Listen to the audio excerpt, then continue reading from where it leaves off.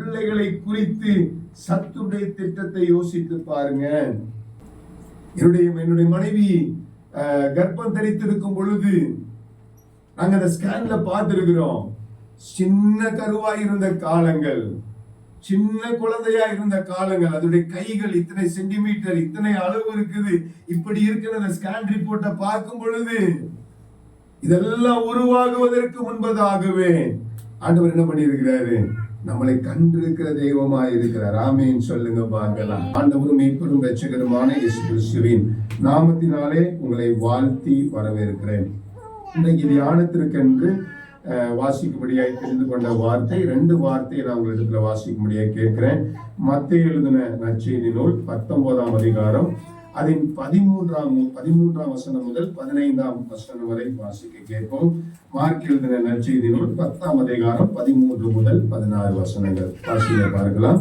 அப்பொழுது சிறு பிள்ளைகளின் மேல் அவர் கைகளை வைத்து ஜெபம் பண்ணும்படிக்கு அவர்களை அவரிடத்தில் கொண்டு வந்தார். மைக்ல வாசிக்கலாமா? அப்பொழுது சிறு பிள்ளைகளின் மேல் அவர் கைகளை வைத்து ஜெபம் பண்ணும்படிக்கு அவர்களை அவரிடத்தில் கொண்டு வந்தவர்களை சீஷர்கள் அதட்டினார்கள்.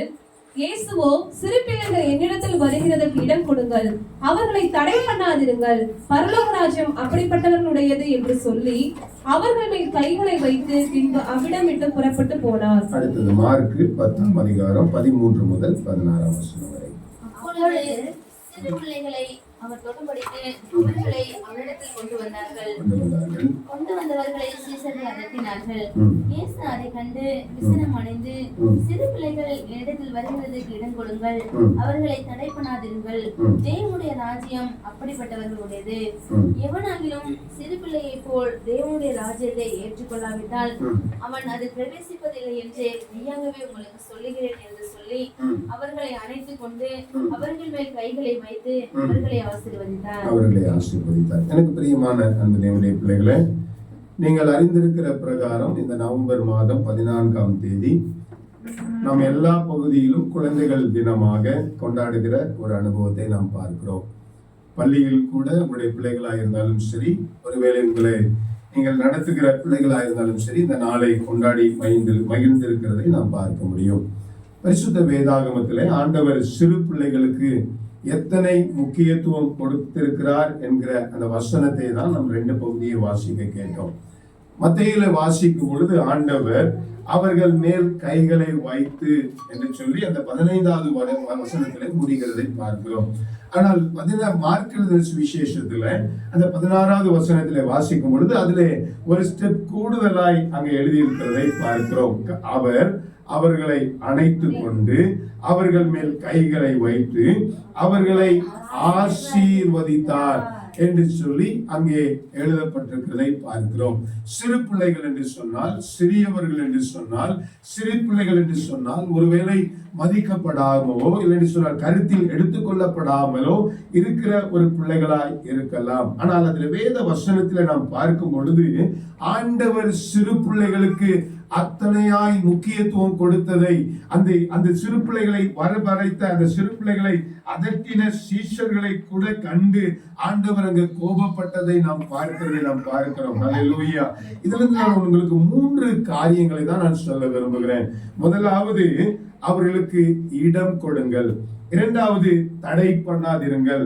2வது, அப்படிப்பட்டவர்களுடையது. இந்த 3 காரியங்களை தான் நான் இன்றைக்கு உங்களோடு பேசி நான் செபிக்க ஆசைப்படுகிறேன். அந்த மத்தேயுலையும் மார்க்லையும் வாசிக்கும் பொழுது அப்படிதான், இடம் கொடுங்கள், தடை பண்ணாதிருங்கள், அப்படிப்பட்டவர்களுடையது இருக்கா? 3 இருக்கா? இந்த 3 காரியங்களை தான் நான் உங்களோட நான் பேசுவதற்கு ஆசைப்படுகிறேன். இந்த பேசுவதற்கு முன்பதாக எந்த அளவிற்கு தேவன் சிறு பிள்ளைகளை விரும்புகிறாரோ, எந்த அளவிற்கு ஆண்டவர் பிள்ளைகளை விரும்புகிறாரோ, அந்த அளவுக்கு சத்துரு நம்முடைய பிள்ளைகள் மீது எண்ணம் கொண்டு அவர்கள் தேவனுடைய சித்தத்தை செய்ய முடியாத அளவிற்கு, இல்லை என்று சொன்னால் அவர்கள் தேவன் விரும்புகிற அளவிலே வர முடியாத அளவிற்கு அவர்களை தடை பண்ணுகிறான் என்பதை நாம் அறிந்திருக்கிறவர்களாய் இருக்க வேண்டும். ஆமென் சொல்லுங்க பார்க்கலாம். அல்லேலூயா.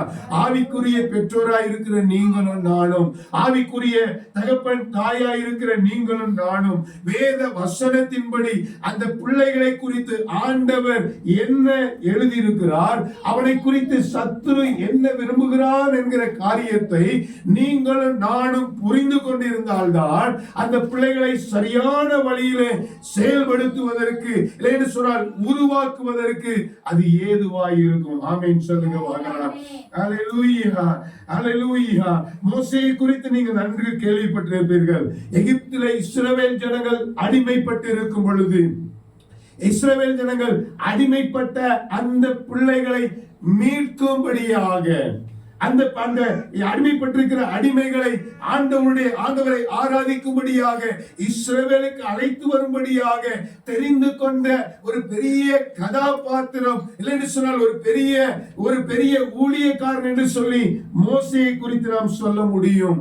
ஆனால் மோசேக்கு விரோதமாய் சத்துரு செயல்பட்ட சூழ்நிலையை பார்க்கிறோம். யாத்ராகமத்தின் புஸ்தகம் 1ஆம் அதிகாரம் அதன் 16ஆம் வசனம் முதல் 22ஆம் வசனம் வரை நாம் பார்ப்போம் என்று சொன்னால், அங்கே எழுதப்பட்டிருக்கிறது, எகிப்தின் ராஜாவாகிய பார்வோன் அங்கே சிறு பிள்ளைகளை அழிப்பதற்காக, சிறு பிள்ளைகளை கொல்லுவதற்காக, எஸ்பெஷலி ஆண் பிள்ளைகளை அவர்களை மறிக்க வைக்க வேண்டும், அவர்கள் வளர்ந்து வந்து விடக்கூடாது என்று சொல்லி அவர்கள் மீது திட்டத்தை போட்டு அங்கே மறிக்கிற, அங்கே கொல்லுகிற ஒரு சூழ்நிலையை நாம் பார்க்கிறோம். வாசிங்க பார்க்கலாம். 1ஆம் அதிகாரம் அதன் 16ஆவது வசனத்தை வாசிங்க. நீங்கள் எபிரேய ஸ்திரீகளுக்கு மருத்துவம் செய்யும் போது அவர்கள் மனையின் மேல் உட்கார்ந்திருக்கையில் பார்த்து ஆண் பிள்ளையானால் கொன்று போடுங்கள், ஆண் பிள்ளையானால் கொன்று போடுங்கள், பெண் பிள்ளையானால் உயிரோடு விடுங்கள் என்று சொன்னான் என்று சொல்லி அங்கே எழுதப்பட்டிருக்கிறதை பார்க்கிறோம். ஆண் பிள்ளையானால் கொன்று போடுங்கள். பிள்ளைகளை குறித்து ஆண்டவருடைய திட்டம் ஒரு பக்கம் இருக்கும் பொழுது, ஒரு பெரிய உன்னத திட்டம், எத்தனையோ மனிதர்கள் இருக்கும் பொழுது எகிப்தின் அடிமையில் இருந்த ஜனங்களை மீட்கும் ஒரு கருவியாக, மீட்கும் ஒரு பொருளாக, மீட்கும் ஒரு தேவனுடைய தூதனாக ஆண்டவர் மோசேயை கண்டெடுத்திருக்கும் பொழுது, அவனுடைய பிரசவத்திலே அவனை அழிப்பதற்கு சத்துரு திட்டமிடுகிறதை பார்க்கிறோம். சத்துரு திட்டமிடுகிறதை பார்க்கிறோம். ஆண் பிள்ளையானால் அவனை கொன்று போடுங்கள். 17ஆவது வசனம் சொல்லுது, மறுத்து வச்சுகளோ தேவனுக்கு பயந்ததினால் எகிப்து ராஜா தங்களுக்கு இட்ட கட்டளையின்படி செய்யாமல் ஆண் பிள்ளைகளையும் உயிரோடு காப்பாற்றினார்கள், உயிரோடு காப்பாற்றினார்கள் என்று சொல்லி அங்கே எழுதப்பட்டிருக்கிறதை பார்க்கிறோம். அங்கே அன்பு தேவனுடைய பிள்ளைகளே, அங்கே தேவனுடைய அந்த மோசேயுடைய அந்த பிள்ளையை பெற்றெடுத்தது மாத்திரம் அல்ல, அவர்களை கொஞ்ச நாள் வளர்த்து அதற்கு பின்னாடி என்னது ஒளித்து வைக்க முடியாததுனால 2ஆவது அதிகாரத்துல சொல்லி இருக்குது, அந்த ஸ்திரீ கர்ப்பவதியாகி ஒரு ஆண் பிள்ளையை பெற்று அது அழகுள்ளது என்று கண்டு அதை 3 நாட்கள் ஒளித்து வைத்தால் அவள் அதை அப்புறம் ஒளித்து வைக்க கூடாமல் ஒரு நாணல் பெட்டி செய்கிறதை பார்க்கிறோம்.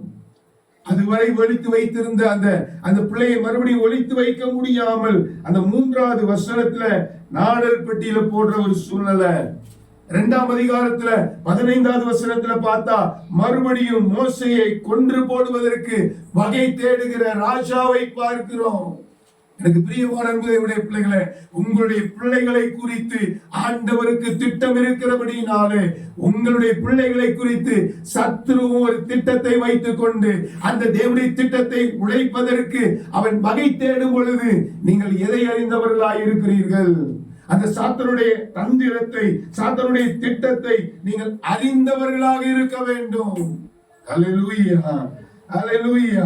மத்தேயு எழுதின சுவிசேஷம் 2ஆம் அதிகாரம் 3ஆவது வசனத்துல பார்க்கும்போது அங்க மோசே என்கிற ஆண் பிள்ளை, ஆனால் இங்கே இயேசு என்கிற ஆண் பிள்ளை. பாருங்க, வாசிங்க. ஏரோது ராஜா அதை கேட்ட பொழுது அவனும் அவனோடு கூட்டத்தார் அனைவரும் கலங்கினார்கள். அதை கேட்ட பொழுது ஒரு கலக்கம் உண்டான ஒரு சூழ்நிலையை பார்க்கிறோம். அது மாத்திரமல்ல, அதை தொடர்ந்து வாசிக்கும் பொழுது அந்த 2ஆம் அதிகாரம் 3ஆம் வசனம் முதல் 16ஆம் வசனம் வரை அங்கே வாசிக்கும் பொழுது அங்கே என்ன அங்கே கொல்லப்படுகிற அந்த 2 வயதிற்கு உட்பட்ட பிள்ளைகளை கொல்லுகிற ஒரு சூழ்நிலையை நம்ம பார்க்கிறோம். வாசிங்க பார்க்கலாம் தொடர்ந்து. அவன் பிரதான ஆசாரியர் ஜனத்தையும் வேதபாரகர் எல்லாரையும் கூடிவர செய்து கிறிஸ்துவானவர் எங்கே பிறப்பார் என்று அவர்களிடத்தில் விசாரித்தார். அதற்கு அவர்கள் யூதேயாவில் உள்ள பெத்லகேமிலே பிறப்பார். அது என்னவென்றால், யூதேயா தேசத்தில் உள்ள பெத்லகேமே யூதாவின் பிரபுக்களில் நீ சிறியதல்ல, என் ஜனமாகிய இஸ்ரவேலை ஆளும் பிரபு. 13 வாசிங்க. அவர்கள் போன பின்பு கர்த்தருடைய தூதன் சொப்பனத்தில் யோசேப்புக்கு காணப்பட்டு ஏரோது பிள்ளையை கொலை செய்ய தேடுவான். எழுந்து பிள்ளையையும் தாயையும் கூட்டிக் கொண்டு எகிப்துக்கு ஓடி போய் உனக்கு சொல்லும் வரைக்கும் அங்கே இரு என்றார். 16வது வசனத்தை வாசிங்க. அப்பொழுது ஏரோது தன் சாஸ்திரிகளால் வஞ்சிக்கப்பட்டதை கண்டு மிகுந்த கோபம் அடைந்து ஆட்களை அனுப்பி நான் சாஸ்திரிகளிடத்தில் திட்டமாய் விசாரித்த காலத்தின்படியே பெத்லகேமிலும் அதன் சகல எல்லைகளிலும் மிகுந்த 2 வயதுக்குட்பட்ட எல்லா ஆண் பிள்ளைகளை என்ன பண்ணானாமா? கொலை செய்தான். எனக்கு பிரியமான அன்புடைய பிள்ளைகளை, நம்முடைய பிள்ளைகளை குறித்து சத்துடைய திட்டத்தை யோசித்து பாருங்க.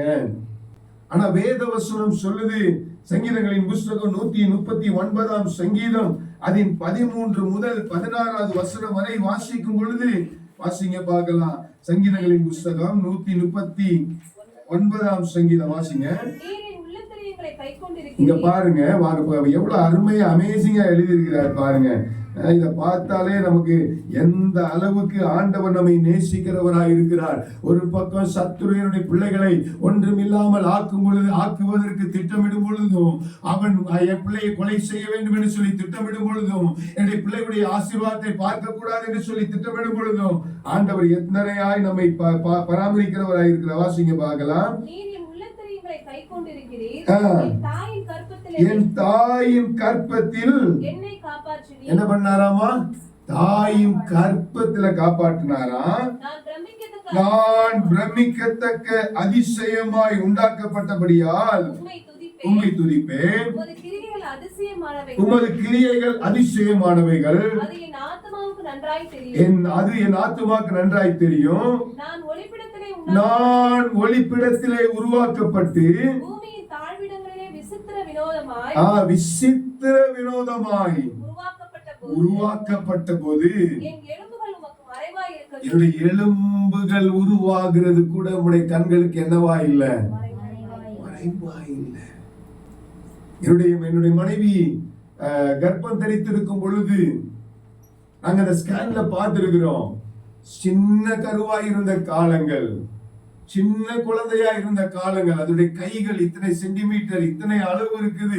இப்படி இருக்கிற அந்த ஸ்கேன் ரிப்போர்ட்டை பார்க்கும் பொழுது இதெல்லாம் உருவாகுவதற்கு முன்பதாகவே ஆண்டவர் என்ன பண்ணி இருக்கிறாரு? நம்மளை கண்டிருக்கிற தெய்வமாய் இருக்கிறார். ஆமென் சொல்லுங்க பார்க்கலாம். அல்லேலூயா. என் எலும்புகள் உமக்கு என்னவா இல்லையா? மறைவா இல்ல. எலும்புகள் உருவாக்குகிற காரியம், எலும்புகள் தன்னுடைய செயல்திறனை உண்டாக்குகிற காரியங்கள் தேவனுக்கு முன்பதாய் மறைவா இல்ல. 16வது வசனத்துல சொல்றான், என் கருவை உம்முடைய கண்கள் கண்டது, என் அவயவங்களில் ஒன்றாகிலும் இல்லாத போதே, கருவாய் இருக்கும் போதே, கை உருவாகும் முன்னே, கால் உருவாகும் முன்னே, என்னுடைய சகல அவயவங்களும் உருவாகும் முன்னே, அதான் பாட்டுக்காரன் சொல்றா, தாய் உருவாகும் முன்னே உன் கண்கள் என்னை கண்டதையா. என் பெயர் உருவாகும் முன்னே என்ன பண்ணிரு? என்ன பெயர் சொல்லி அழைத்தீர ஆண்டவரே. எப்படிப்பா நமக்கு நன்றி சொல்லுவேன்? எப்படி நான் நன்றி சொல்லுவேன்? அவர் நம்மை உருவாகுவதற்கு முன்பதாகவே ஆண்டவர் நம்மை பெயர் சொல்லி அழைத்த ஆண்டவர். ஆமென் சொல்லுங்க பார்க்கலாம். ஏசாயா தீர்க்கதரிசியின் புத்தகம் 49ஆம் அதிகாரம் அதின் 15, 16வது வசனத்துல வாசிக்கும் பொழுது அங்கே ஆண்டவர் எழுதியிருக்கிறார், தாய் மறந்தாலும் நான் உன்னை மறப்பதில்லை, நான் உன்னை உள்ளங்கையில் என்ன பண்ணியிருக்கிறேன், வரைந்திருக்கிறேன். வாசிங்க. தன் பாலகனை மறப்பாலோ அவர்கள் மறந்தாலும் நான் உன்னை மறப்பதில்லை, இதோ என் உள்ளங்கையில் உன்னை வரைந்திருக்கிறேன். இதை உள்ளங்கையில் வரைந்திருக்கிறேன். தாய் மறந்தாலும் அவர் மறக்க மாட்டாரு, உள்ளங்கையில மறைந்திருக்கிறார். எசேக்கியேல் தீர்க்கதரிசியின் புத்தகம் 16ஆம் அதிகாரம் அதன் 6வது வசனத்துல வாசிக்கும் பொழுது அங்கே போட்டிருக்குது பாருங்க. வாசிங்க சிஸ்டர், பார்க்கலாம். 16:6 எசேக்கியேல். நான் உன் அருகே கடந்து போகும்போது மிதிக்கப்படுவதற்கு ஏதுவாய் நீ உன் இரத்தத்தில் கிடக்கும் பொழுது, இரத்தத்தில் கிடக்கிற உன்னை பார்த்து இளைத்திரு என்ற இது பிரசவ டைம்ல உள்ளதை குறிக்குது. இரத்தத்துல நீ கிடக்கும் பொழுது, கேப்பாரட்டு கிடக்கும் பொழுது நீ பிழைத்திருன்னு சொல்லி எனக்கு ஜீவன் கொடுத்ததே யாருதான்? நம்ம ஆண்டவர் தான். ஆமென் சொல்லுங்க பார்க்கலாம். ஏசாயா தீர்க்கதரிசியின் புத்தகம் 44ஆம் அதிகாரம் அதின் 2வது வசனத்துல வாசிக்கும் பொழுது அங்கே தீர்க்கதரிசி எழுதுகிறான், தாயின் கற்பத்திலே என்ன உருவாக்கினவர். வாசிங்க பார்க்கலாம். தாயின் கற்பத்தில் என்னை உருவாக்கினவரும் உனக்கு துணை செய்கிறவருமாகிய கர்த்தர் சொல்லுகிறதாவது. அதே போல ஏசாயா தீர்க்கதரிசியின் புத்தகம் 66ஆம் அதிகாரம் அதின் 13வது வசனத்துல வாசிக்கும் பொழுது, தாய் உன்னை தேற்றுவது போல நான் உன்னை தேற்றுவேன். பிரியமான அன்பு தேவனுடைய பிள்ளைகளே, எத்தனை வசனம் வாசிச்சோம். தேவனுடைய பிள்ளைகளை குறித்து, நமக்கு கொடுத்த கற்பத்தின் கனியை குறித்து ஆண்டவர் என்ன சொல்லுகிறார்? கற்பத்தின் கனி கர்த்தரால் கொடுக்கப்படும் சுகந்திரம். உடைய பிள்ளைகளும் பந்தியை சுற்றிலும் ஒலிவ மர கன்றுகளை போல இருப்பார்கள். பெண் பிள்ளைகள் சித்திரம் தீர்க்கப்பட்ட அரண்மனை மூளை கற்கள் என்று சொல்லி வேதவசனத்தில் எழுதப்பட்டிருக்கிறதை பார்க்கிறோம். அப்ப நம்முடைய பிள்ளைகளை குறித்து ஆண்டவருக்கு ஒரு உன்னத திட்டம் இருக்கிறது.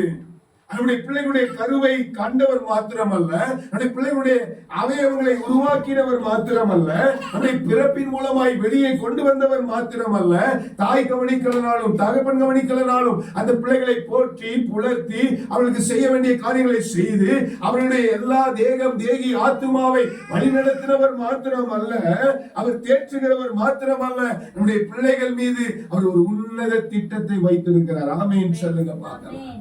இந்த திட்டம் இருக்கும் பொழுது நம்முடைய பிள்ளைகளை குறித்து சத்துருவுக்கும் திட்டம் இருக்கிறது. எந்த அளவிற்கு நாம் அதை புரிந்தவர்களாய் இருக்கிறோம். ஆண்டவர் நம்முடைய பிள்ளைகளை கருவை சுமந்தவது மாத்திரமல்ல, நம்முடைய பிள்ளைகளை குறித்து ஆண்டவர் ஒரு உன்னத திட்டத்தை வைத்திருக்கிறார். மோசேயை கொண்டு அடிமைத்தனத்தில் இருக்கிற பிள்ளைகளை விடுவிக்கும்படியாக, ஆராதிக்கும்படியாக, அழைத்து செல்லும்படியாக மோசேயை குறித்து திட்டம் வைத்திருந்தார். இயேசுவை குறித்து சகல மனுஷனுடைய மனுக்குலத்தின் பாவத்திற்காக மரிப்பதற்கும் உயிர்த்தெழுவதற்கும் ஒரு பெரிய உன்னத திட்டத்தை பிதாவாகிய தேவன் வைத்திருந்தார். நீங்க என்ன நினைக்கிறீங்க? உங்களுடைய பிள்ளைகளை குறித்து என்ன திட்டம் வைத்திருக்கிறார் ஆண்டவர்? என்னைக்காவது யோசிச்சிருக்கிறீங்களா? ஆண்டவர் எனக்கு பிள்ளைகளை கொடுத்திருக்கிறீங்க, ஆண்டவர் எனக்கு குமாரனை கொடுத்திருக்கிறீங்க, குமாரத்தியை கொடுத்திருக்கிறீங்க, என்னுடைய பிள்ளையை குறித்து உங்களுடைய சித்தம் என்ன ஆண்டவரே? விருப்பம் என்ன ஆண்டவரே? ஆண்டவரே, இந்த பிரச்சனைகள், இந்த பாடுகள், இந்த பிள்ளைகளுடைய காரியங்கள் எல்லாம் வரும் பொழுது இது யார் எதிராய் நிற்கிறார், இதற்காக நான் எப்படி ஜெபிக்க வேண்டும் என்று சொல்லி எத்தனை பேர் கேட்டவர்களாய் இருக்கிறீங்க? உங்களுடைய பிள்ளைகளுக்காக நீங்கள் ஜெபிக்கிறவர்களாய் இருக்கணும். ஆண்டவரை பார்த்து அவர் கல்வாரி சிலுவையில இரத்தத்தை சிந்துவதற்காக அவர் கொண்டு போன அந்த ஸ்திரீகள், அழுத ஸ்திரீகளுக்கு மத்தியத்தில் ஆண்டவர் சொல்கிறார், எனக்காக அழ வேண்டாம், நீங்கள் உங்களுக்காக உங்களுடைய பிள்ளைகளுக்காகவும் அழுங்கள் என்று சொன்ன அந்த இயேசுவுடைய வார்த்தைகள் நம்முடைய சிந்தனையில வரட்டும். இயேசுவுக்கு உங்களுடைய பிள்ளைகளை குறித்த தேவனுடைய திட்டம் இருக்கிறது. அதை போல உடைய பிள்ளைகளை குறித்த சத்துருவுக்கும் திட்டம் இருக்கிறது. சத்துருடைய கையிலிருந்து பிடித்து தேவனுடைய கையிலே கொடுத்து அது தேவனுடைய விருப்பத்திற்கு அந்த பிள்ளை வாழவும் அந்த தேவனுடைய விருப்பத்திற்கு உடைய பிள்ளைகள் செயல்படுவதற்கும் நீங்களும் நானும் உத்தரவாதி உள்ளவர்களாக இருக்கிறோம். ஆண்டவர் பிள்ளைகளை வானத்திலிருந்து பூமியில போட்டு செடியை போல புல்லை போன்ற பூண்டை போல ஆண்டவர் என்ன பண்ணிருக்க முடியும்? வளர்த்திருக்க முடியும். ஆனா பிள்ளைகளை ஆண்டவர் ஒரு தகப்பனையும் தாயையும் கொடுத்து ஆண்டவர் கொடுத்திருக்கிறார் என்று சொன்னால் அந்த பிள்ளைகளுக்கு நீங்க எப்படி இருக்கணும்? உத்தரவாதம் உள்ளவர்களாக இருக்க வேண்டும். ஆமென் சொல்லுங்க பார்க்கலாம். அல்லேலூயா. 3 காரியம் சொன்னேன். நேர சுருக்கம் கொண்டு நான் ஓடி சொல்லுகிறேன். முதல்ல இடம் கொடுங்கள். நான் சொன்னேன் நம்முடைய பிள்ளைகளை இயேசு ஆசீர்வதித்தார். நம்முடைய பிள்ளைகளுக்கு ஆண்டவருக்கு ஒரு திட்டம் இருக்கு, சத்துருக்கு ஒரு திட்டம் இருக்குதுன்னு சொன்னேன். அப்ப பிள்ளைகளை குறித்து நம்ம 3 காரியங்கள் செய்யணும்னு சொன்னேன். அதுல முதல் காரியம் இடம் கொடுங்கள்.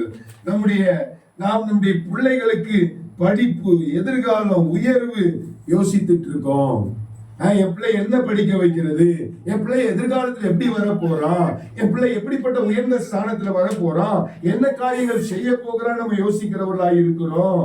என்றைக்காவது நம்முடைய பிள்ளைகள் என் பிள்ளை வேதம் வாசித்தது உண்டா, வேத வாசனத்தை மனப்பாடமாய் சொன்னது உண்டா, இல்லைன்னு சொல்ல ஆவிக்குரிய வாழ்க்கையில வளரணும்னு சொல்லி ஆசைப்பட்டது உண்டா, இல்லைன்னு சொல்ல என் பிள்ளைகள் சிறு வயதிலே அபிஷேகம் பெற்றவர்களாய் மாற வேண்டும் என்று சொல்லி நம்ம என்னைக்காவது நிறைந்திருக்கிறோமா, கவலைப்பட்டிருக்கிறோமா? இதை குறித்தெல்லாம் நம்ம என்னைக்காவது யோசிச்சிருக்கிறோமா? எனக்கு பிரியமானவர்களே, நீங்க பிள்ளைகளுக்கு இடம் கொடுக்கணும்னு நான் சொன்னேன். நீங்க வாசிங்களேன். 1 சாமுவேல் 16ஆம் அதிகாரம் அதின் 13ஆம் வசனம், 10ஆம் வசனம் முதல் 13ஆம் வசனம் வரை வாசிங்க பார்க்கலாம்.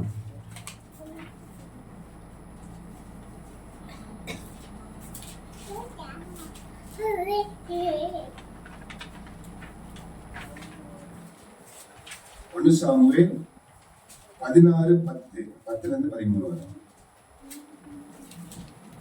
இப்படி ஈசாய் தன் குமாரரில் 7 பேரை சாமுவேலுக்கு முன்பாக கடந்து போக பண்ணினான். சாமுவேல் ஈசாயை பார்த்து, கர்த்தர் இவர்களில் ஒருவனையும் தெரிந்து கொள்ளவில்லை என்று சொல்லி பிள்ளைகள் இவ்வளவுதானா என்று இவ்வளவுதானான்னு கேட்கிறான். அதற்கு அவன், இன்னும் எல்லாருக்கும் இளையவன் ஒருவன் இருக்கிறான், அவன் ஆடுகளை மேய்த்துக் கொண்டிருக்கிறான் என்றான். ஓகே, இந்த சம்பவம் நீங்க வீட்டுல போய் படிச்சு பாருங்க. சாமுவேலை ஆண்டவர் தாவீதை அபிஷேகம் பண்ணுவதற்காக யார் அனுப்பியிருக்கிறாரு? சாமுவேலை அனுப்பியிருக்கிறார். அப்ப ஷார்ட்டா இன்றைக்கு இருக்கிற காலத்துல படி சொல்லணும்னா வீட்டுல ஒரு என்ன நடக்குது? ஒரு அபிஷேக கூட்டம் என்ன பண்ணுது? நடக்குது. ஆனா அந்த அபிஷேக கூட்டத்திற்கு தன்னுடைய ஈசாயுடைய பிள்ளைகள் எத்தனை பேரு? 8 பேரு. ஆனா வந்தது எத்தனை பேரு? படிங்கம்மா. 7 பேரு. வாசிங்க. அந்த 10 வாசிங்க. குமாரன் 7 பேரை சாமுவேலுக்கு முன்பாக கடந்து போக 7 பேரை சாமுவேலுக்கு நேரா என்ன பண்றான்? கடந்து போக பண்றான். ஆனா என்ன பண்ணல? ஆண்டவர் பார்த்துட்டு இவன் இல்ல. நீங்க அது வீட்டுல போய் படிச்சு பாருங்க. 16ஆம் அதிகாரம் 3ல இருந்து 13 வரைக்கும் படிச்சு பாருங்க. அந்த சம்பவம் அதுல எழுதப்பட்டிருக்குது. அங்க கடந்து போக பண்றான், அங்க அபிஷேகம் பண்ண வரான். அன்று அந்த சாமுவேல் என்ன பண்றாரு? இவனா இருக்கும் சொல்லி ஒவ்வொருத்தனையும் பண்றத பாக்குறோம். அன்று சொல்றாரு, இல்ல நான் மனுஷன் பாக்குற விதமா பார்க்கல, மனுஷன் முகத்தை பாக்குறேன், நான் எதை பாக்குறேன்? இருதயத்தை பாக்குறேன் அப்படின்னு சொல்லி ஆண்டவர் சொன்னதை பாக்குறோம். அப்ப பாத்தீங்க அப்படின்னு சொல்லி சொன்னா இதெல்லாம் 7 பேர் போயிட்டாங்க. 7 பேர் தான் என்ன பண்ணிருக்காங்க? ஜெப கூட்டத்துக்கு என்ன பண்ணிருக்காங்க? வந்திருக்கிறாங்க. தகப்பன், தாய், தீர்க்கதரிசி வந்திருக்கிறாரு அபிஷேகம் பண்றதுக்கு. 7 பேர், 7 பிள்ளைங்க மட்டும் வந்திருக்கிறாங்க. 7 பேரும் கடந்து போக பண்ணி, அப்ப அவையெல்லாம் இல்லன்னு ஒருவனையும் நான் தெரிந்து கொள்ளவில்லைன்னு ஆண்டவர் சொன்னதுக்கு அப்புறம் யாரு கேட்கிறா? 11ஆவது வசனம், உன் பிள்ளைகள் இவ்வளவு தானா என்று ஈசாயை யார் கேட்கிறா? சாமுவேல் கேட்கிறான். அப்ப உடனே அவர் சொல்றாரு, எல்லாரிலும் இளையவன் ஒருத்தன் என்ன பண்றானாமா இருக்கிறான், அவன் ஆடு மேய்த்து கொண்டிருக்கிறான் என்றான். யோசிச்சு பாருங்க. அங்கே இடம் கொடுங்கள் அப்படிதான் என்னுடைய தலைப்பு. நம்முடைய பிள்ளைகளுக்கு எந்த காரியத்தில் இடம் கொடுக்கிறவர்களாக இருக்கிறோம்? வீட்டுல ஒரு ஆவிக்குரிய அபிஷேக கூட்டம் நடக்குது. 8 பிள்ளைல ஒரு பிள்ளை என்ன பண்ணிட்டு இருக்கான்? ஆடு மேய்ச்சிக்கிட்டு இருக்கிறான் சின்னவன்.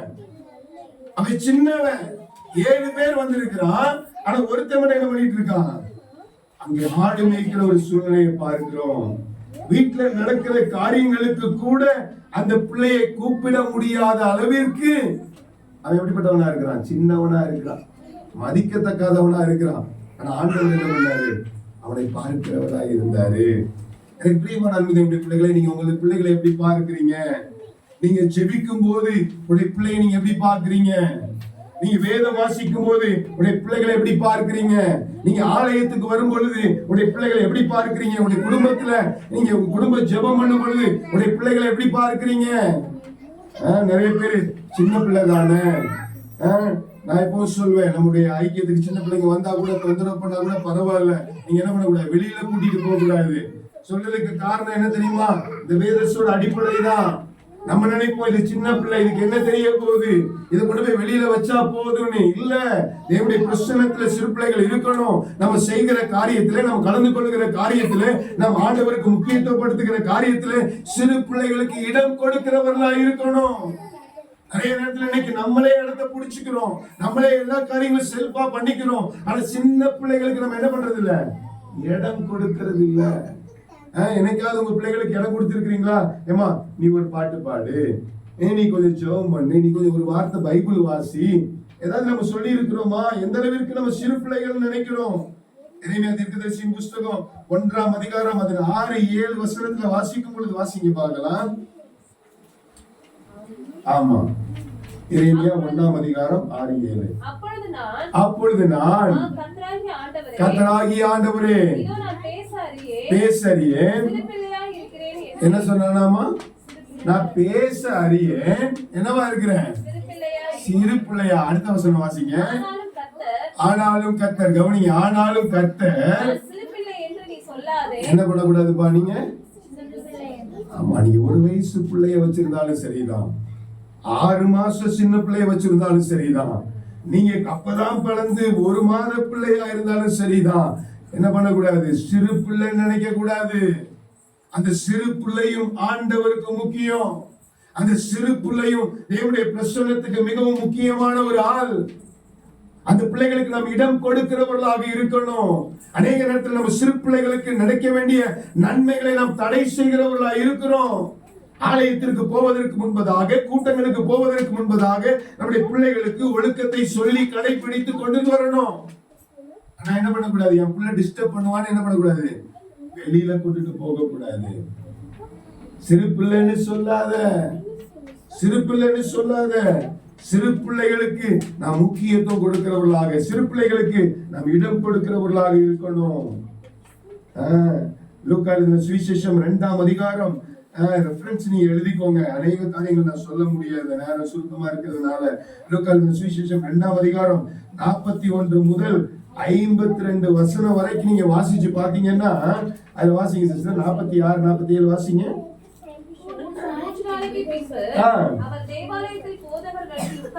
உட்கார்ந்து இருக்கையில் கேட்டுக்கோங்க, இயேசுடைய சம்பவத்தை தான் நம்ம வாசிக்கிறோம். அவருக்கு 12 வயதுல என்ன பண்ணாராமா? போதகர் நடுவுல போய் என்ன பண்றாரு? உட்கார்ந்து இருக்கிறார். 12 வயசுல சிறு பிள்ளையா இருக்கும் பொழுது இயேசு எங்க இருந்தாரு? போதகர் நடுவுல இருந்தது மட்டும் இல்லாம கேள்வி கேட்கிறவரா இருந்தாரு, வினாவுகிறவராக.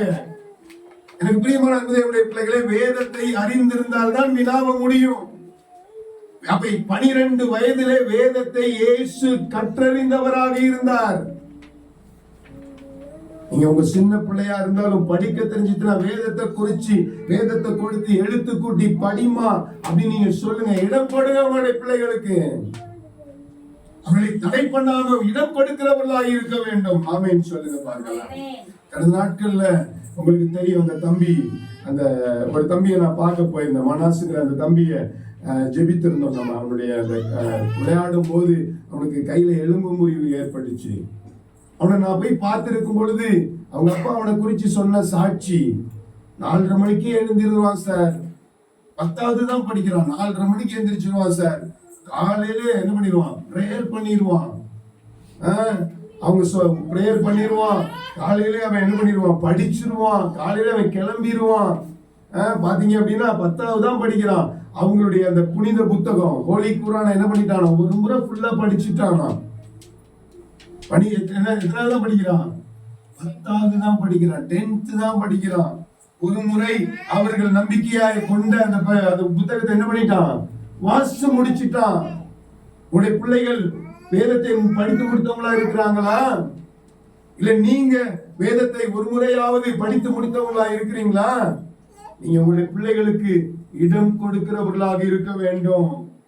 தவறான காரியங்கள் செய்வதற்கல்ல, தவறான காரியங்களை நிறைவேற்றுவதற்கல்ல, தேவனுடைய காரியங்களை, தேவனுடைய விருப்பங்களை, தேவனுடைய திட்டங்களை, உங்களுடைய பிள்ளைகளை குறித்த தேவனுடைய திட்டத்தை அறிந்து அதற்கு நீங்க என்ன பண்ணணும்? இடம் கொடுக்கிறவர்களாக இருக்கணும். ஆமென் சொல்லுங்க பார்க்கலாம். அல்லேலூயா. 2வது தடை செய்யாதே. 1 சாமுவேல் 3வது அதிகாரம் 10வது வசனத்தை வாசிங்க. அப்பொழுது கர்த்தர் வந்து நின்று முன் போல சாமுவேலே சாமுவேலே என்று கூப்பிட்டார். சாமுவேலே சாமுவேலே என்று கூப்பிட்டார். அதற்கு சாமுவேல் அடியேன் கேட்கிறேன் என்றான். சொல்லும் அடியேன் கேட்கிறேன் என்றான். இங்கே பார்க்கும் பொழுது இதுக்கு முன்பு இருக்கிற நீங்க வசனங்களை பாத்தீங்க அப்படின்னு சொல்லி சொன்னாக்க இங்க ஆண்டவர் எழுதி வைத்திருக்கிறாரு. 3 முறை என்ன பண்றாரு? கூப்பிடுறாரு. உடனே இவர் என்ன பண்றாரு? ஏலி கிட்ட ஓடி போய் தாத்தா கூப்பிட்டீங்களா? வாசிங்க பார்க்கலாம், அந்த வசனத்தை வாசிங்க. 3ஆம் அதிகாரம்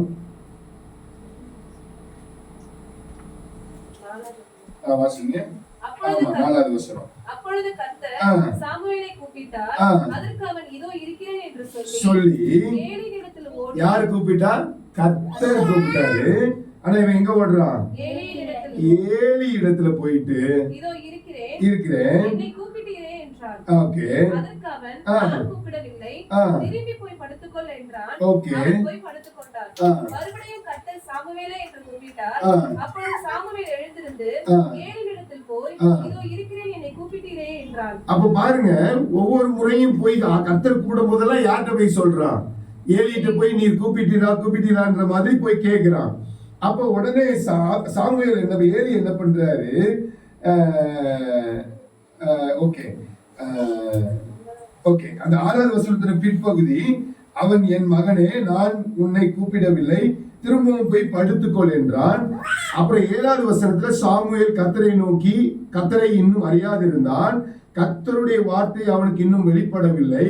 3ஆம் விஷயம் 8வது வசனத்துல 3வது விஷயம் கர்த்தர் மறுபடியும் சாமுவேலே என்று கூப்பிட்டார். அவன் எழுந்திருந்து ஏலி இடத்தில் போய் இதோ இருக்கிறேன் என்று கூப்பிட்டீரேன். அப்பொழுது கர்த்தர் பிள்ளையாண்டனை கூப்பிடுகிறார் என்று ஏலி அறிந்து என்ன பண்றாரு? ஏலி அறிஞ்சு அதை தடை பண்ணல பாருங்க. சாமுவேலை நோக்கி நீ போய் படுத்துக்கொள், உன்னை கூப்பிட்டால் அப்பொழுது நீ என்ன சொல்லணும்? கர்த்தாவே சொல்லும் அடியேன் கேட்கிறேன் என்று சொல்லி என்ன பண்ணணும்? சொல்லணும். பாருங்க, சாமுவேலை கூப்பிட்டது யாரு? கர்த்தர்.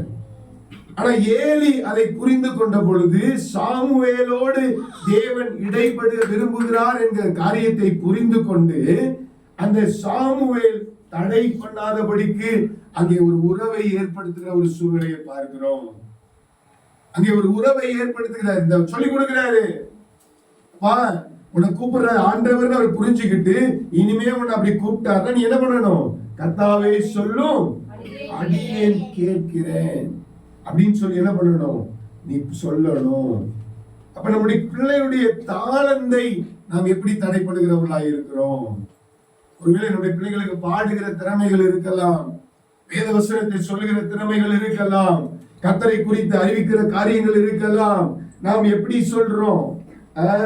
சில பேர் நினைக்கிறோம், என்ன சொல்றது, ஏதாவது ஒரு பிள்ளை படிச்சா நீ பேசாம இரு, உனக்கு தெரியாது. எப்படி சொல்லுவோம்? நீ பேசாம இரு. நம்முடைய பிள்ளைங்க ஒண்ணு ஏதாவது சொல்ல வந்துச்சுன்னா என்ன சொல்லுவோம்? நீ பேசாம இரு. எத்தனை பேர் நம்ம சொல்லி இருக்கிறோம்? அந்த பிள்ளைகளை தடை பண்ணுகிற ஒரு சூழ்நிலை. நீ பாடாத, உனக்கு பாட்டு வராது. நீ இதை செய்யாத, உனக்கு இது தெரியாது. இல்ல, தடை பண்ணுவதற்காக அல்ல, பிள்ளைகளுடைய அந்த தாளந்தை நாம் ஊக்குவிக்கிறவர்களாக இருக்கணும்.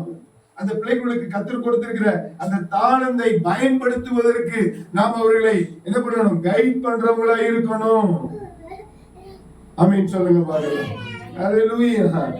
மத்தேயு 25ஆம் அதிகாரம் 14 முதல் 30 வசனங்கள் நீங்க வாசிச்சீங்க அப்படின்னா அங்கே தாளந்தை குறித்து நாம் வாசிக்கிறோம். 5 தாளந்து, 2 தாளந்து, 1 தாளந்து. என்ன சொல்லி இருக்குது? தாளந்து யார்கிட்ட அதிகமா கொடுத்தானோ அதை சம்பாதித்து கொடுக்கிற ஒரு சூழ்நிலை ஆண்டவர் எதிர்பார்க்கிற ஒரு சூழ்நிலை நம்ம பார்க்கிறோம். ஆமென் சொல்லுங்க பார்க்கலாம். ஆமா, அப்ப நமக்கு நம்முடைய பிள்ளைகளுக்கு இருக்கிற அந்த தாளந்தை நம்ம என்ன பண்ணணும்?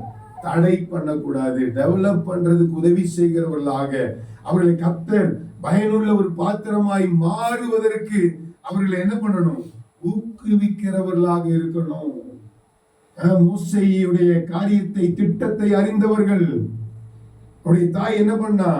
அவனுக்கு நாணல் பட்டியை செய்து அதை கீழ் பூசி அதை கொண்டு போய் நதியில விட்டு தன்னுடைய பிள்ளை, தன்னுடைய சகோதரியை பார்த்து கொள்ளக்கூடிய ஒரு பெர்மிஷனை கேட்டு அதுல ஏரோதுடைய அதனுடைய என்ன சொல்றது, ராஜாவுடைய மகள் குளிக்கும் போது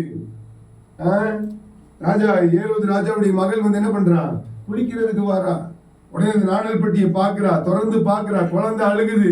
உடனே தங்கச்சிக்காரி, அக்காக்காரி ஓடி கேக்குறா, நான் ஒரு ஆளை கூட்டிட்டு வரவா? உடனே என்ன பண்றாங்க? தன்னுடைய சொந்த தாயே கூட்டிட்டு பணம் கொடுத்து பால் கொடுக்க வைத்து தன்னுடைய தாயுடைய பார்வையில வளர்க்க வைத்து, அந்த தாய் நினைச்சிருந்தா கொண்டிருக்கலாம். அந்த தாய் நினைச்சிருந்தா அரசாங்கம் சட்டத்திட்டம் போட்டிருக்குதுன்னு அந்த சட்டத்திட்டத்திற்கு ஒத்துக்கொண்டிருக்கலாம். ஆனா பாருங்க, தேவனுடைய சித்தத்தை அறிந்த தாய், தேவனுடைய விருப்பத்தை அறிந்த தாய், இவன் பிள்ளை மீது கர்த்தர் ஒரு உன்னத திட்டத்தை வைத்திருக்கிறார். ஒரு நாள் வரப்போகிறது, சகல மந்திரவாதியுடைய கோல் விழுங்கத்தக்கதாக என்னுடைய மோசையுடைய கோல் நிமிர்ந்து நிற்க போகிறது என்று அறிந்த ஒரு தாய் தன்னுடைய பிள்ளையை தடை செய்யாதபடிக்கு அவருடைய கர்த்தருடைய திட்டத்திற்கு, கர்த்தருடைய சித்தத்திற்கு, கர்த்தர் கொடுத்திருக்கிற தாளந்திற்கு அந்த குழந்தையை உருவாக்குவதற்கு உதவி செய்தவர்களாய் இருந்ததை நாம் பார்க்கிறோம். அப்ப நம்முடைய பிள்ளைகளுக்கு நாம் இடம் கொடுக்கிறவர்களாய் இருக்கணும். ரெண்டாவது, நம்முடைய பிள்ளைகளை என்ன பண்ணக்கூடாது? தடை செய்யக்கூடாது. தடை செய்யக்கூடாது. பிள்ளைகளுக்குள்ள இருந்து வருகிற அந்த ஆவிக்குரிய அனுபவத்தை என்கரேஜ் பண்ணணும். ஊக்குவிக்கிறவர்களாய் இருக்கணும். மூன்றாவது, அப்படிப்பட்டவர்கள். வாசிங்க, இந்த வசனத்தை வாசிங்க சிஸ்டர். 13 வாசிங்க. மத்தேயு 19ஆம் அதிகாரம் 13. சிறு பிள்ளைகள் கொண்டு வருவதற்கு இடம் கொடுங்கள், தடை செய்யாதிருங்கள், பரலோக ராஜ்யம் அப்படிப்பட்டவர்களுடையது. மூன்றாவது, அப்படிப்பட்டவர்களாய் இருக்கணும். எப்படிப்பட்டவர்களாய் இருக்கணும்? கள்ளம் கபடு இல்லாதவர்களாய் இருக்கணும். பரலோக ராஜ்யத்தை எளிதாய் ஏற்றுக்கொள்ளுகிறவர்களாய் இருக்கணும். பரலோக ராஜ்யத்தை குறித்த சத்தியத்தை எளிதாய் ஏற்றுக்கொள்ளுகிறவர்களாய் இருக்கணும். இயேசு பிரசங்கம் பண்ணும் பொழுது, நீங்கள் மனம் திரும்பி சிறு பிள்ளைகளை போல ஆகாவிட்டால். சிறு பிள்ளைகளுடைய அனுபவத்தை பார்த்திருக்கீங்களா? சில நேரத்துல டிவின் ஏதாவது தப்பு பண்ணான்னா அடிச்சிருவேன், ரொம்ப அடிச்சிருவேன், அழுதுருவான். ஆனா அதுக்கப்புறம் கொஞ்ச நேரம் ஆகாது, டாடின்னு கூடுவான். எனக்கு அவ்வளோ கஷ்டமா இருக்கும். இப்பதானே அவ்வளோ அடி அடிச்சோம். ஆனா அவன் என்ன சொல்றான்? டாடி. அப்ப பாருங்க, அந்த வெறுப்பு இல்லாத வாழ்க்கை, அந்த பகைமை இல்லாத வாழ்க்கை, அந்த தூய இருதயம் உள்ள வாழ்க்கை, எளிதிலே எதையும் மன்னிக்கக்கூடிய, விட்டுவிடக்கூடிய, சகித்துக் கொள்ளக்கூடிய, பொறுத்து கொள்ளக்கூடிய, மன்னித்துக் கொள்ளக்கூடிய, மறக்கக்கூடிய ஒரு அனுபவம் உள்ள அப்படிப்பட்டவர்களாய் இருக்க வேண்டும். ஆமென் சொல்லுங்க பாருங்க. அப்படி பிள்ளைகளை அப்படிப்பட்டவர்களாய் வளர்க்கணும். எப்படிப்பட்டவர்களாய்? பெரியம்மா கூட பேசக்கூடாது, பெரியப்பா கூட பேசக்கூடாது, அவர்கிட்ட பார்த்தா நீ ஸ்தோத்திரம் சொல்லக்கூடாது, இவங்களை பார்த்தா சிரிக்க கூடாது, இவங்களை பார்த்தா இது பண்ணக்கூடாது, அவங்கள பார்த்தா என்ன பண்ணக்கூடாது, இப்படி சொல்றவளா இருக்கக்கூடாது. எப்படிப்பட்டவர்களா இருக்கணும்? அப்படிப்பட்டவர்களாய் வளர்க்கணும். சொல்லுங்க பார்க்கலாம், எப்படி வளர்க்கணும்? பிள்ளைகளை எப்படி வளர்க்கணும்? அப்படிப்பட்டவர்களா. எப்படி? கள்ளம் கபடு இல்லாதவர்களாக, பரிசுத்த இருதயம் உள்ளவர்களாக, கர்த்தருக்கு பயப்படுகிறவர்களாக, எளிதிலே எல்லாவற்றையும் நம்ம இந்த நாள்ல குரூப்ல என்னதான் வந்துட்டு இருக்குது, கொரிந்தியர் 1 கொரிந்தியர் 13ஆம் அதிகாரம் தான் வந்துட்டு இருக்குது. அன்பு சகலத்தையும் தாங்கும், சகலத்தையும் நம்பும், சகலத்தையும் விசுவாசிக்கும், அன்புக்கு பொறாமை இல்லை, அன்பு இருமாப்பா இருப்பாது, அன்பு தன்னை புகழாது, சினமடையாது, தீங்கு நினையாது, அநியாயத்தில் சந்தோஷப்படாது, சத்தியத்துல சந்தோஷப்படும். அப்போ நம்முடைய பிள்ளைகளை எப்படி வளர்க்கணும்? இடம் கொடுக்கிறவர்களாக இருக்கணும். 2வது என்ன பண்ணணும்? தடை செய்யாதவர்களாக இருக்கணும். 3வது என்ன பண்ணணும்? அப்படிப்பட்டவர்களாய் வளர்க்கணும். எல்லாம் எழுந்துருங்க பார்க்கணும் தேவ சமூகத்துல. அதுவே எனக்கு பிள்ளையை இப்படி வளர்க்கக்கூடிய கிருபைகளை தான் ஆண்டுகிறேன். வேத வசனத்தின்படி நான் இடம் கொடுக்கிறவர்களாய் இருக்கணும். வேத வசனத்தின்படி நான் தடை செய்யாதவனாய் இருக்கணும் ஆண்டுகிறேன். அநேக சூழ்நிலையில என்னுடைய பிள்ளை மூலமாய் நீ செய்ய விரும்புகிற காரியத்தை நான் தடை பண்ணினது உண்டானால் என்னை ஒரு விஷயம் கூட மன்னி ஆண்டவரே.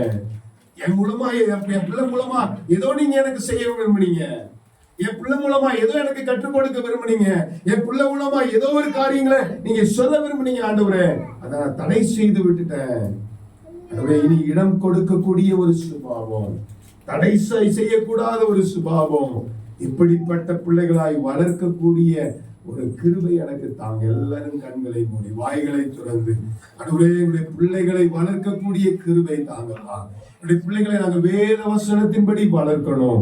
அதுவே எங்களுடைய பிள்ளைகளை குறித்து உமக்கு பெரிய உன்னத திட்டம் இருக்குது ஆண்டவரே. அதற்காக சத்துருவுக்கும் திட்டம் இருக்குது.